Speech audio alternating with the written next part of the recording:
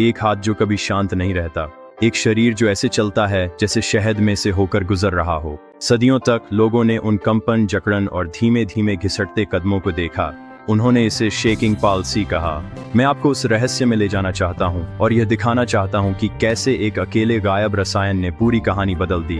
1817 में लंदन के एक सर्जन जेम्स पार्किंसन ने 6 लोगों का वर्णन किया जिनमें एक अजीब बीमारी थी। आराम की स्थिति में कंपन, मांसपेशियों की कठोरता, धीमापन, आगे की ओर झुकाव। उन्होंने लक्षणों को सटीकता से दर्ज किया, लेकिन कारण पूरी तरह से अज्ञात। न कोई रक्त परीक्षण, न कोई स्कैन और न ही कोई इलाज। एक सदी से भी अधिक समय तक डॉक्टर केवल सतही तौर पर ही इसका प्रबंधन कर सके। शांत करने वाली दवाएं, बेलाडोना और ऐसी सर्जरी जिसमें जानबूझकर मस्तिष्क के कुछ हिस्सों को नुकसान पहुंचाया जाता था ताकि कंपन को शांत किया जा सके। अपरिष्कृत, जोखिम भरी और अक्सर अल्पकालिक। कारण अब भी छुपा ही रहा।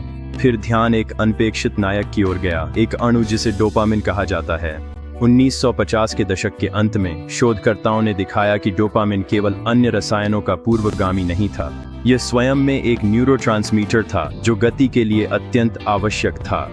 और 1960 में एक नाटकीय खोज हुई। पार्किंसन से पीड़ित लोगों के शव परीक्षण में मस्तिष्क के उस गहरे हिस्से में डोपामिन की भारी कमी पाई गई जो गति का समन्वय करता है। अब रहस्य को एक नाम मिल गया था। यह कोई अभिशाप नहीं, बल्कि एक कमी थी। अगर मस्तिष्क डोपामिन के लिए तरस रहा था तो क्या हम उसे यह दे सकते थे? सीधे तौर पर नहीं। डोपामिन रक्त मस्तिष्क बाधा को पार नहीं कर सकता, लेकिन इसका निर्माण खंड कर सकता है। यह है एल-डोपा। सही मात्रा में देने पर जो मरीज कठोर और मौन थे, वे कुछ ही घंटों में फिर से चल सकते थे, बोल सकते थे, यहाँ तक कि नाच भी सकते थे।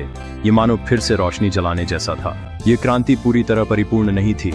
समय के साथ एल-डोपा अनैच्छिक मरोड़ जैसी हरकतें, डिस्किनेसिया पैदा कर सकता है और इसकी लाभकारिता खुराकों के बीच कम हो सकती है।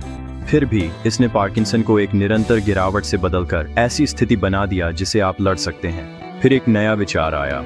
अगर रासायनिक लय विफल हो रही है तो क्या होगा अगर हम एक विद्युत लय जोड़ दें?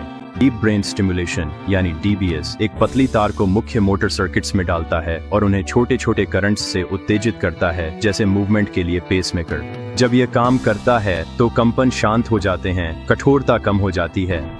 अगर आपको यह वीडियो पसंद आया हो तो शेयर करें और सब्सक्राइब करें।